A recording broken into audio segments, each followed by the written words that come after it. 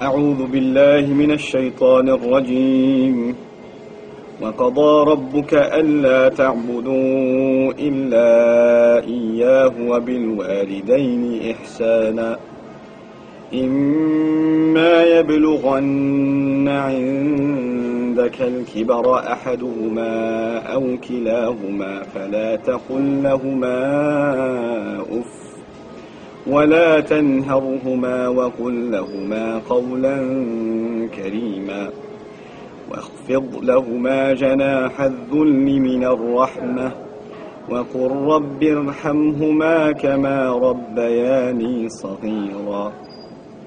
Assalamu alaikum wa rahmatullah. Qur'an Weekly. I just wanted to give you a 4-minute, 5-minute reminder in regards to a couple of ayat of the Qur'an that deal with two really important issues. The first of them, Allah says, وَقَضَى رَبُّكَ أَلَّا تَعْبُدُوا إِلَّا إِيَّاهُ, which means essentially that your master, your Lord, declared that you be enslaved and worship no one other than He. And so the first part of this ayah is making a demand about Allah's rights on us. The second says, وَبِالْوَالِدَيْنِ إِحْسَانًا. Immediately after He says you should be enslaved to Him, He says you better be the best to your parents. The word ihsanan, without getting technical into the grammar, is actually an exhortation. You better be the best to them, the best you can possibly be to them. And you know, it seems like one half of the ayah was about Allah and the other half of the ayah is about parents. But if you look at the ayah, most of the ayah is about parents. First He says, you better be the best to them. Then He says, إِمَّا يَبْلُغَنَّ عِنْدَكَ الْكِبَرِ, even if they reach old age before you, أَحَدُهُمَا أَوْ كِلَاهُمَا, one of them or both of them, فَلَا تَقُلْ لَهُمَا أُفْ, then don't you dare say even say uff to them. We'll come back to that in a second. But وَلَا تَنْهَرْهُمَا, and don't shrug them and don't brush them off. وَقُلْ لَهُمَا قَوْلًا كَرِيمًا, and you better speak especially to both of them with noble speech, with respectful speech. Over and over and over again, one thing after the next, after the next, after the next, about parents.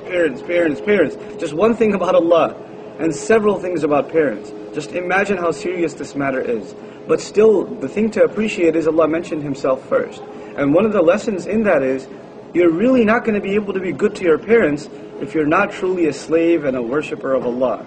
If you're not doing that first part, you're going to be failing in the next part. So if any of you are messing up with your relationship with your parents, what does that tell you? That tells you you're not really slaves of Allah yet. You haven't really done that due yet, because the latter would have been easier for you if you fulfilled the former. This is the first thing.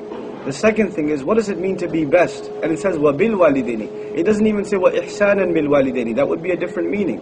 وَبِالْوَالِدَيْنِ إِحْسَانًا. What that means is, especially when it comes to your parents, and exclusively when it comes to your parents in comparison to others, you better be the best. In other words, it's easy for you to be the best to your boss, because you know you'll get in trouble if you mess around with him. It's easy for you to be the best to your professor, because he might fail you. It's easy for you to be the best to your friends, because you don't want to lose them. But when it comes to your parents, you take them for granted. But Allah says, no, especially when it comes to your parents. You're on the phone with one of your friends, and your mom calls, I gotta go, that's it. There's no ifs, ands, or buts. You're playing video games, your mom says, dinner's ready. You don't turn around and say, coming, come on, alright, I told you I'm coming. No. Leave it, drop it. If I was at your house, I'd break your TV. Go listen to your mother. This is a primary obligation we have in this religion.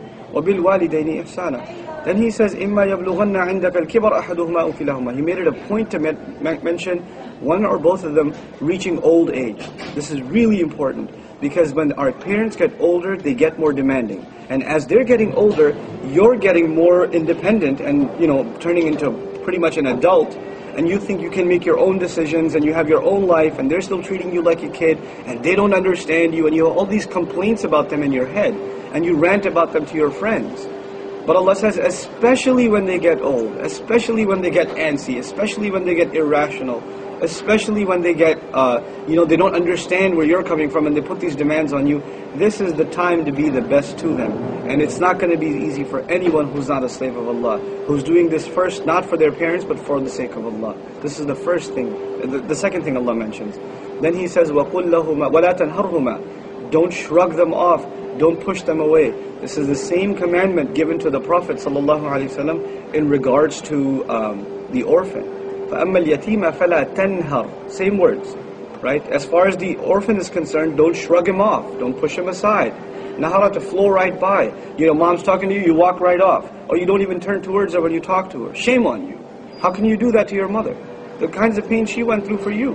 And you could just forget everything she did and just say, oh, my mom, yeah, she's always yelling at me, she's always saying stuff. The height of ingratitude. Not just to your mother, but first to Allah, but on top of that, your mother. Even if you're not a believer. Have you forgotten that just because you don't remember when you were in her womb, making her throw up every 30 minutes, kicking her from the inside in her ribs, and you almost killed her coming out of her, and the kinds of pain she went through feeding you and not going to sleep, and you could forget, because you don't remember, so you don't appreciate it, and you can talk to her any which way you want. So this is وَقُلْ لَهُمَا قَوْلًا كَرِيمًا. To both of them speak in noble speech, respectful speech. For some of you, cuss words and foul language just comes out of you like carbon dioxide, like breathing out. You don't even think about it and you say words. You better watch it when it comes to your parents. You shouldn't use those words anyway, but especially when it comes to your parents. Then he's another ayah dedicated to parents right after that. He says, وَاخْفِضْ لَهُمَا جَنَاحَ الذُّلِّ مِنَ الرَّحْمَةِ. Subhanallah. Lower your wings of humility, powerlessness. Lowering the wings in Arabic means you have power, you have the ability to fly like a bird, but you descend anyway. You come down anyway. Even though you have the power to walk away or slam the door in their face or hang up the phone, you take it from them. You take the yelling. And if you're going to tell me or comment on your Facebook page, but you don't understand, my parents they're messed up, or I have a special, exceptional circumstance. Guess what? Everybody feels they have an exceptional circumstance. Everybody feels. Nobody thinks that this applies to them. Everybody thinks it's talking about the next person who's got a normal situation. Allah knows what He created. So He talked to us knowing our circumstance. So lower your wings of mercy and humility before them. Final comment, min al-rahmah. This last part of the ayah, I'm skipping a lot of stuff because I need your attention span. So, min al-rahmah, out of mercy. This means three things at least.